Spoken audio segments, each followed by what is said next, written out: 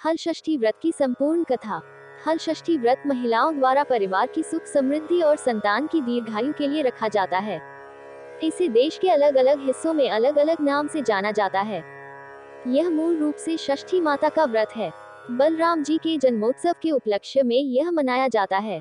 बलराम का प्रधान शस्त्र हल है, इसी से ये हलधर कहलाते हैं और यह व्रत हल षष्ठी कहलाता है। हल किसानों का भी प्रमुख औजार है, जिनसे वे खेती का कार्य करते हैं। अतः ये किसान त्योहार भी है। इस दिन किसान अपने हल का पूजन करते हैं। इस व्रत को विशेषकर नवविवाहित स्त्रियां पुत्र कामना से व विवाहित स्त्रियां पहली संतान प्राप्ति पर संतान की दीर्घायु कामना से व्रत करती हैं। बलराम जी का संबंध हल से है और कृष्ण जी का संबंध गौ पालन से।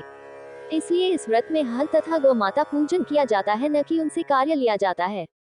इस कारण से हल जुते हुए जगहों का कोई भी अन्न व गाय का दूध, दही, घी आदि का उपयोग इस व्रत में वर्जित है। हल षष्ठी व्रत कब व क्यों किया जाता है? भाद्रपद मास के कृष्ण पक्ष का छठवां दिन अर्थात षष्ठी तिथि को हल षष्ठी का व्रत किया जाता है। ये पर्व भगवान श्री कृष्ण के ज्येष्ठ भ्राता श्री बलराम जी के जन्मोत्सव के रूप में मनाया जाता है। इसी दिन श्री बलराम जी का जन्म हुआ था। यह व्रत संतान प्राप्ति, संतान की लंबी आयु दीर्घायु के लिए व सुख समृद्धि के लिए माताओं द्वारा रखा जाता है। हल षष्ठी व्रत करने से संतान सुरक्षित रहती है। हल षष्ठी व्रत में किस देवी देवता का पूजन किया जाता है? हल षष्ठी व्रत में शिव परिवार अर्थात शिव जी, माता पार्वती, रिद्धि सिद्धि सहित गणेश जी, स्वामी कार्तिकेय, इनके अलावा भगवान श्री कृष्ण व बलराम जी तथा हल षष्ठी माता की विशेष पूजन होता है। हल षष्ठी देवी कौन है, किसकी पुत्री तथा किसकी पत्नी है? हल षष्ठी देवी प्रकृति के छठे अंश से उत्पन्न होने के कारण ही इसे षष्ठी कहते हैं। बच्चों की अधिष्ठात्री होने से बालदा तथा विष्णु की माया होने के कारण यह विष्णु माया कही जाती है। ये ब्रह्मा की मानसी कन्या है, अतः मातृकाओं में इन्हें देवसेना नाम से जाना जाता है। भगवान स्कंद स्वामी कार्तिकेय की प्राणप्रिया पत्नी होने के कारण ये स्कंदप्रिया कहलाती है। ये देवी बच्चों को आयु देने वाली, बच्चों की रक्षिका, पोषिका है।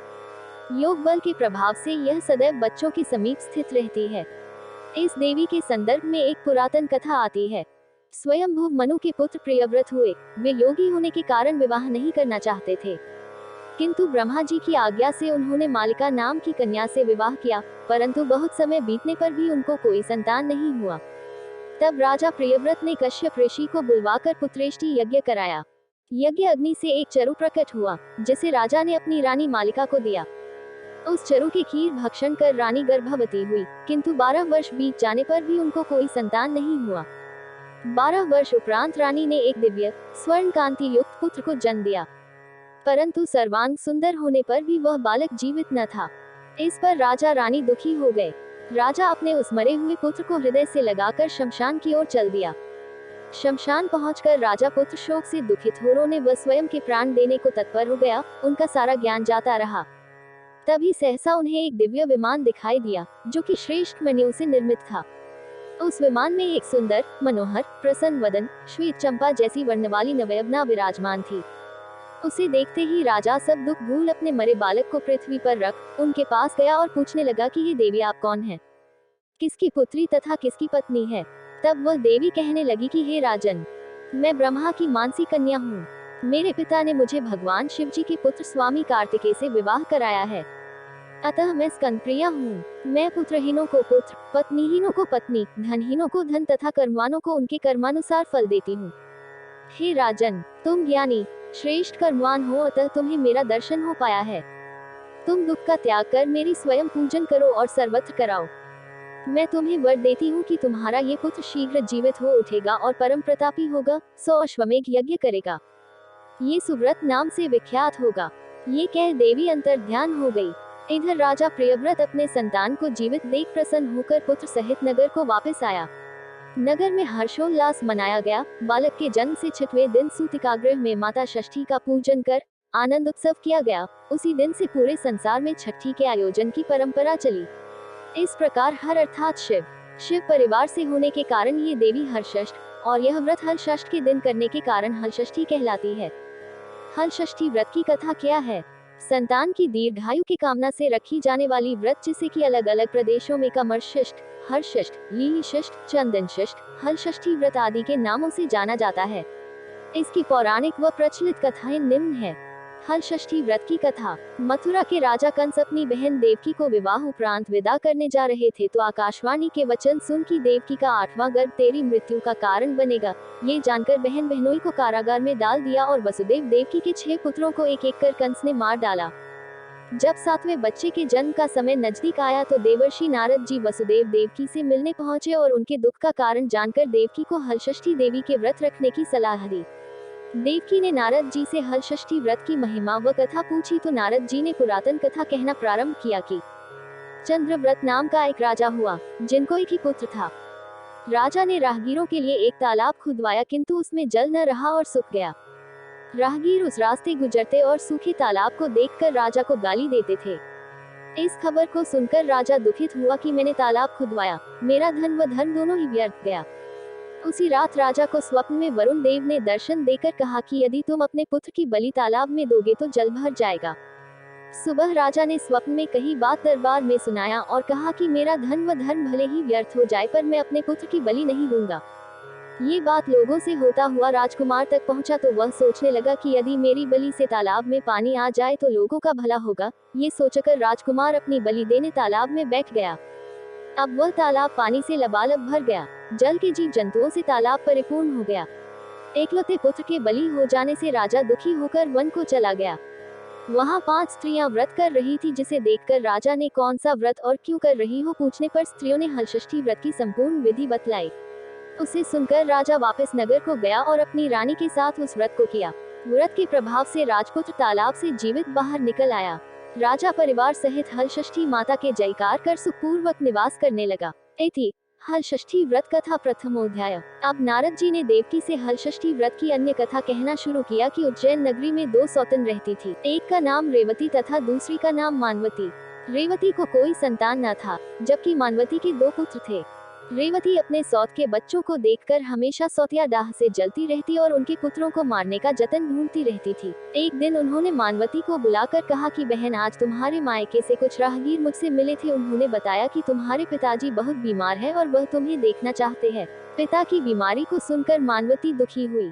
रेवती कहने लगी कि बहन, तुम शीघ्र अपने पिता से मिलने चली जाओ, तुम्हारे आने तक मैं बच्चों का ध्यान रखूंगी। सौत के बात को सच मान और अपने पुत्रों को रेवती के हाथों सुरक्षित देकर मानवती पिता से मिलने मायके चली गई। अब रेवती बच्चों को मारने का अच्छा मौका जानकर उन दोनों बच्चों को मारकर जंगल में फेंक आई। इधर मानवती जब मायके पहुंची तो पिता को स्वस्थ देखकर पिता से अपनी सौत की कही बातों को कह कुशलक्षेम पूछती है। अब मानवती के माता पिता ने अनहोनी के संदेह से पुत्री को जाने को कहती है, किंतु मानवती के माता ने कहा कि पुत्री, आज हलषष्ठी माता का व्रत का दिन है, अतः तुम भी पुत्रों की दीर्घायु की कामना से यह व्रत कर आज के जगह कल चली जाना। माता की सलाह मान मानवती पुत्रों की स्वास्थ्य कामना से हलषष्ठी माता का व्रत धारण कर दूसरे दिन अपने घर जाने को निकली। रास्ते में वही जंगल पड़ा और वहाँ अपने बच्चों को खेलते देख उनसे पूछती है कि तुम लोग यहाँ कैसे पहुँचे। तब पुत्रों ने बताया कि आपके चले जाने पर हमारी दूसरी माता रेवती ने हमें मारकर यहाँ फेंक दिया था कि तभी एक दूसरी स्त्री ने हमें फिर से जिंदा कर दिया। अब मानवती को समझते देर न लगी कि यह सब माता हलषष्ठी की कृपा से संभव है और माता की जयकार करती हुई घर को गई।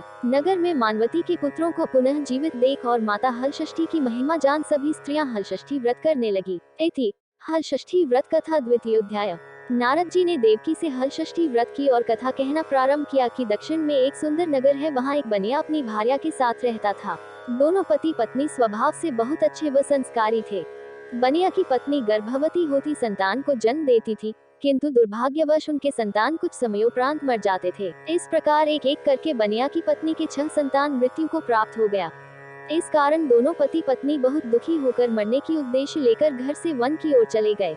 वहाँ जंगल में एक साधु से उनकी भेंट हुई तो उन्होंने साधु से अपनी व्यथा कह सुनाई। साधु ने ध्यान लगाकर देखा कि बनिया के संतान कहाँ है। साधु ध्यान में यम, कुबेर, वरुण, इंद्र आदि लोक में ढूंढा, किंतु जब वहाँ बनिया के बच्चे नहीं दिखा तो साधु ब्रह्मलोक को गए। वहाँ साधु ने बनिया के सारे संतान को देखकर उन्हें अपने माता पिता के पास लौटने का आग्रह किया। बच्चों ने वापस लौटने से मना करते हुए कहा कि मुनिवर, इससे पूर्व हम कई बार जन्म ले चुके हैं, हम किस किस माता पिता को याद रख उनके पास जाएं? हम जन्म मृत्यु और गर्भ के चक्कर से अब मुक्त हैं, अतः अब नहीं जाना चाहते। तब साधु ने बनिया को दीर्घजीवी संतान प्राप्ति का उनसे उपाय पूछा। उन आत्माओं ने कहा कि यदि बनिया और उनकी पत्नी माता हलषष्ठी का व्रत रख पूजन कथा श्रवण कर अपने पुत्र को व्रतोपरांत जल से भीगा कपड़ा पोताप लगाए तो उनका वह बालक दीर्घजीवी होगा। उन आत्माओं से इस प्रकार सुन साधु ध्यान से वापस आकर बनिया से हलषष्ठी व्रत कथा नियम आदि को बताया। साधु से इस विधि विधान को सुन दोनों पति पत्नी घर को गए। समयोपरांत जब हलषष्ठी व्रत का दिन आया तो उन्होंने व्रत रखा व संतान प्राप्ति का वर मांगा। माता हलषष्ठी की कृपा से अब बनिया की पत्नी गर्भवती हुई और एक सुंदर संतान को जन्म देती है। अगले व्रत पर उन्होंने साधु के बताए अनुसार अपने पुत्र को पोता मारती है। माता की कृपा से अब उनके संतान दीर्घायु को प्राप्त किया। बनिया का परिवार प्रसन्नता पूर्वक जीवन यापन करने लगा। इति हलषष्ठी व्रत कथा तृतीय अध्याय। एक बार राजा युधिष्ठिर ने भगवान श्री कृष्ण से अत्यंत शोक संतप्त भाव से कहा कि देवकी नंदन सुभद्रा अपने पुत्र अभिमन्यु के मरणोपरांत शोक संतप्त है। वह अभिमन्यु की भार्या उत्तरा के गर्भ की संतान भी ब्रह्मास्त्र के तेज से दग्ध हो रही है, क्योंकि दुष्ट अश्वत्थामा ने गर्भ को निस्तेज कर दिया। द्रौपदी भी अपने 5 पुत्रों के मारे जाने से अति दुखी है। अतः इस महादुख से उत्थान हेतु कोई उपाय बताएं। तब श्री कृष्ण जी ने कहा, राजन, यदि उत्तरा मेरे बताए इस अपूर्व व्रत को करे तो गर्भ का निस्तेज शिशु पुनर्जीवित हो जाएगा। यह व्रत जो भाद्रपद की कृष्ण पक्ष षष्ठी पर भगवान शिव पार्वती गणेश व स्वामी कार्तिकेय की विधि विधान द्वारा पूजन पुत्र पौत्र की अल्पायु व शोक के महादुख से मुक्ति प्रदाता है। इस व्रत के संदर्भ में श्री कृष्ण ने राजा युधिष्ठिर को कथा बतलाते हैं कि पूर्व काल में सुभद्र नाम का राजा था, जिनकी रानी का नाम सुवर्णा था। राजा रानी को एक हस्ती नामक पुत्र था। एक बार राजपुत्र हस्ती धाय माँ के साथ गंगाजी स्नान करने गया। बाल स्वभाव वश हस्ती जल में खेलने लगा। तभी एक ग्राह ने उसे खींचते हुए जल के अंदर ले गया। इसकी सूचना धाय माँ ने जाकर रानी सुवर्णा से कह सुनाया। इस पर रानी ने क्रोधवश धाय के पुत्र को धधकते हुए आग में डाल दिया। पुत्र शोक से व्याकुल धाय माँ निर्जन वन को चली गई और वन में एक सुनसान मंदिर के पास रहने लगी। वन में सूखा तृण, धान्य, महुआ आदि जो मिलता खाती और मंदिर में विराजित शिव पार्वती गणेश जी की पूजन कर दिन व्यतीत करने लगी। इधर नगर में एक अद्भुत घटना घटित हुआ कि धाय माँ का पुत्र आग की भट्टी से जीवित निकल आया और खेलने लगा। ये खबर पूरे नगर में फैलते हुए राजा रानी के पास पहुंचा तो उन्होंने इस घटना के विषय में पुरोहितों से पूछा। तभी सौभाग्य से वहां दुर्वासा ऋषि पहुंचे। राजा रानी ने ऋषि का पूजन कर धाय पुत्र के जीवित हो जाने का कारण पूछा तो दुर्वासा जी ने कहा कि राजन, आपके डर से धाय जंगल में एकांत होकर व्रत की, ये सब उसी व्रत का प्रभाव है। अब राजा रानी सभी नगर वासियों के साथ दुर्वासा जी की अगुवाई में उस जंगल में धाय के पास उस व्रत के विषय में पूछने पहुंचे। तब धाय ने कहा कि राजन, मैं पुत्र शोक से दुखित होकर यहाँ रहने लगी और यहाँ व्रत ग्रहण कर भगवान शिव पार्वती गणेश जी व स्वामी कार्तिकेय का पूजन कर सूखा तृण, धान्य, महुआ आदि खाकर रहने लगी। तब रात को मेरे स्वप्न में शिव परिवार के दर्शन हुए और तुम्हारा पुत्र जीवित हो जाएगा वरदान दिया। अब रानी ने व्रत की विधि विधान को पूछा तो दुर्वासा जी ने हलषष्ठी व्रत की संपूर्ण विधि विधान बतलाया। राजा रानी ने हलषष्ठी व्रत की महिमा जानकर व्रत को किया। व्रत के प्रभाव से राजपुत्र हस्ती ग्राह के चंगुल से छूटकर खेलते हुए नगर आया। अपने पुत्र को पाकर राजा रानी सुखी हुआ और धाय भी पुत्र के साथ प्रसन्न होकर निवास करने लगी। वही बालक हस्ती आगे चलकर परम प्रतापी हुआ और अपने नाम से हस्तिनापुर को बसाया। इस प्रकार भगवान श्री कृष्ण ने युधिष्ठिर से हलषष्ठी व्रत की महिमा का ज्ञान देते हुए कहा कि हलषष्ठी व्रत कथा पहले नारद जी से सुन। मेरी माता देवकी ने इस व्रत को सबसे पहले किया, जिसके प्रभाव से उनके आने वाले संतान की रक्षा हुई।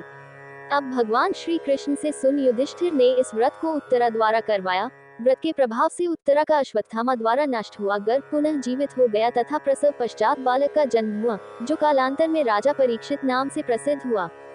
इति हलषष्ठी कृष्ण युधिष्ठिर संवाद कुशपलाश नाम व्रत कथा चतुर्थोऽध्याय। प्राचीन काल में एक ग्वालिन थी। उसका प्रसव काल अत्यंत निकट था। एक ओर वह प्रसव से व्याकुल थी तो दूसरी ओर उसका मन गौ रस दूध दही बेचने में लगा हुआ था। उसने सोचा कि यदि प्रसव हो गया तो गौरस यूं ही पड़ा रह जाएगा। ये सोचकर उसने दूध दही के घड़े सिर पर रख और बेचने के लिए चल दी, किंतु कुछ दूर पहुंचने पर उसे असहनीय प्रसव पीड़ा हुई। वह एक झरबेरी की ओट में चली गई और वहां एक बच्चे को जन्म दिया। वह बच्चे को वहीं छोड़कर पास के गांवों में दूध दही बेचने चली गई। संयोग से उस दिन हलषष्ठी थी। गाय भैंस के मिश्रित दूध को केवल भैंस का दूध बताकर उसने सीधे साधे गांव वालों में बेच दिया। उधर जिस झरबेरी के नीचे उसने बच्चे को छोड़ा था, उसके समीप ही खेत में एक किसान हल चला रहा था। अचानक उसके बैल भड़क उठे और हल का फल शरीर में घुसने से वह बालक मर गया। इस घटना से किसान बहुत दुखी हुआ, फिर भी उसने हिम्मत और धैर्य से काम लिया। उसने झरबेरी के कांटों से ही बच्चे के चीरे हुए पेट में टांके लगाए और उसे वहीं छोड़कर चला गया। कुछ देर बाद ग्वालिन दूध बेचकर वहां आ पहुंची। बच्चे की ऐसी दशा देखकर उसे समझते देर नहीं लगा कि यह सब उसके ही पाप की सजा है। वह सोचने लगी कि यदि मैंने झूठ बोलकर गाय का दूध न बेचा होता और गांव की स्त्रियों का धर्म भ्रष्ट न किया होता तो मेरे बच्चे की ये दशा न होती। अतः मुझे लौटकर सब बातें गांव वालों को बताकर प्रायश्चित करना चाहिए। ऐसा निश्चय कर वह उस गांव में पहुंची जहां उसने दूध दही बेचा था। वह गली गली घूमकर अपनी करतूत और उसके फलस्वरूप मिले दंड का बखान करने लगी। तब स्त्रियों ने स्वधर्म रक्षार्थ और उस पर रहम खाकर उसे क्षमा कर दिया और आशीर्वाद दिया। बहुत सी स्त्रियों द्वारा आशीर्वाद लेकर जब वह पुनः झरबेरी के नीचे पहुंची तो ये देखकर आश्चर्यचकित रह गई कि वहां उसका पुत्र जीवित अवस्था में पड़ा है। तभी उसने स्वार्थ के लिए झूठ बोलने को ब्रह्म हत्या के समान समझा और कभी झूठ न बोलने का प्रण कर लिया। इति हल षष्ठी व्रत कथा पंचमोध्याय। एक बार काशीपुरी में देवरानी व जेठानी रहती थी। देवरानी का नाम तारा व जेठानी विद्यावती थी। दोनों ही नाम अनुरूप तारा उग्र स्वभाव तथा विद्यावती अति दयालु थी। एक दिन दोनों ही ने खीर पका ठंडा करने के लिए खीर को आंगन में रख दिया और बातें करने अंदर बैठ गई। तभी दो कुत्ते खीर देख खाने लगी। अब आवाज सुन दोनों देवरानी व जेठानी बाहर आई तो अपनी खीर को कुत्तों को खाते देखा। विद्यावती अपनी खीर को जूठन जान बचा शेष को भी कुत्ता के सामने पुनः डाल आई और तारा ने दूसरे कुत्ते को एक कमरे में बंद कर खूब मारने लगी। जैसे तैसे वह कुत्ता अपनी जान बचाकर बाहर भागता है। दूसरे दिन दोनों कुत्ते एक जगह मिलते हैं और एक दूसरे का हाल पूछते हैं। इस पर विद्यावती का खीर खाने वाला कुत्ता कहता है कि वह स्त्री बहुत ही दयालु थी, उसने मुझे बाकी बचा खीर भी खाने को दिया। ईश्वर करे कि जब मेरा दूसरा जन्म हो तो मैं उसी की संतान बनूं और उनकी खूब सेवा करूं। अब दूसरा कुत्ता कहता है कि मैं भी उसी औरत का संतान बनूं जिससे कि मैं उनसे बदला ले सकूं। उस दिन हल षष्ठी व्रत था। तारा की मार से बेदम वह कुत्ता मर गया। अगली हलषष्ठी व्रत के दिन तारा ने एक पुत्र को जन्म दिया। जन्म के बाद वह बालक अगली हलषष्ठी व्रत के दिन मर गया। इसी प्रकार तारा ने एक एक कर 5 पुत्र को जन्म दिया। उनका पुत्र 1 साल बाद हलषष्ठी व्रत के दिन मर जाता था, जिससे तारा दुखित होकर हलषष्ठी माता से प्रार्थना करने लगी। उसी रात सपने में तारा ने उसी कुत्ते को देखा जो उसकी मार से मरा था। कुत्ते ने सपने में तारा से कहा कि मैं तुमसे बदला लेने के उद्देश्य से तुम्हारा पुत्र बनकर आता हूँ और मरकर पुनः आता हूँ। जब तारा ने अपने अपराधों के लिए क्षमा मांगा तो उस कुत्ते ने कहा कि तुम हलषष्ठी व्रत करो जिससे तुम्हें दीर्घजीवी पुत्र की प्राप्ति होगी। सपने में कही विधि अनुसार तारा ने अगली बार हलषष्ठी व्रत को किया और माता से आशीर्वाद मांगा। हलषष्ठी माता की कृपा से तारा ने दीर्घजीवी संतान को जन्म दिया और प्रसन्नता पूर्वक जीवन यापन करने लगी। इधर विद्यावती ने भी हलषष्ठी व्रत कर माता की कृपा से एक सुंदर सुशील पुत्र को जन्म दिया और सुखपूर्वक निवास करने लगी। इति हलषष्ठी व्रत कथा षष्ठोध्याय। हलषष्ठी व्रत का विधि या किस प्रकार किया जाता है। हलषष्ठी व्रत की विधि निम्न है। भाद्रपद माह के कृष्ण पक्ष की पंचमी से ही व्रत का नियम शुरू करें, अर्थात एक समय का भोजन कर हलषष्ठी व्रत करने का संकल्प करें। षष्ठी के दिन प्रातःकाल स्नानादि से निवृत्त हो जाएं। एक बार का धोया अर्थात नवीन स्वच्छ वस्त्र धारण करें। माताएं सौभाग्य का श्रृंगार करें। पूजन वाले स्थल को स्वच्छ कर गोबर लीपकर एक बनावटी तालाब सगरी बनाएं। इस तालाब में झरबेरी, ताश, गूल तथा पलाश की एक एक शाखा बांधकर बनाई गई हर छठ को गाड़ दें। तालाब में जल भर दें। तालाब में वरुण देव का पूजन करें। एक चौकी में मिट्टी से बनी शिवजी, पार्वती, गणेश जी व कार्तिकेय की मूर्ति बनाकर रखें। कागज या दीवार पर षष्ठी माता का भैंस के घी में सिंदूर से मूर्ति बनाकर रखें। पूजन स्थल पर बच्चों का खिलौना रखें। हर छठ के समीप श्रृंगार सामान तथा हल्दी से रंगा कपड़ा पोता भी रखें। कलश रखें। गौरी गणेश रखें। नवग्रह रखें। सभी का पूजन करें। पूजन में पसा चावल का अक्षत, भैंस का दूध, दही, घी का ही उपयोग करें। पूजा में लाए भुना या सूखा महुआ चढ़ाए, सतनाजा चना, जौ, गेहूं, धान, अरहर, मक्का तथा मूंग चढ़ाने के बाद होली की राख, होली पर भुने हुए चने के होरा तथा जौ की बालें चढ़ाएं। कथा श्रवण करें। आरती व ब्राह्मण को दक्षिणा देकर आशीर्वाद ग्रहण करें। बड़े बुजुर्गों का आशीर्वाद लेकर व्रत संपन्न करें। बच्चों को प्रसाद के रूप में धान की लाई, भुना हुआ महुआ तथा चना, गेहूं, अरहर आदि 6 प्रकार के अन्नों को मिलाकर बांटे। पूजन के बाद अपने संतान के पीठ वाले भाग में कमर के पास पोता सगरी के जल से भिगक मारकर अपने आंचल से पोंछे। हल षष्ठी में क्या करें। इस दिन महुआ की दातुन करें। भोजन बनाते समय चम्मच के रूप में महुआ पेड़ की लकड़ी का उपयोग करें। भोजन के लिए महुआ पेड़ के पत्ते का दोना पत्तल उपयोग करें। भोज्य पदार्थ में पचहड़ चावल, बिना हल जूते ही उगने वाला का भात, 6 प्रकार की भाजी की सब्जी, भैंस का दूध, दही व घी, सेंधा नमक का ही उपयोग करें। बच्चे, बूढ़े व जानवरों को खाने को दें। क्या न करें? हल चले भूमि पर न चले। हल चले जुता हुआ जमीन का अन्न, फल, साग सब्जी व अन्य भोज्य पदार्थ का सेवन न करें। तामसिक भोजन को न छुए। प्याज लहसुन का प्रयोग न करें। गाय के दूध, दही, घी को प्रयोग में न लें। बच्चे व बूढ़ों का अनादर न करें। असत्य वचन न कहें।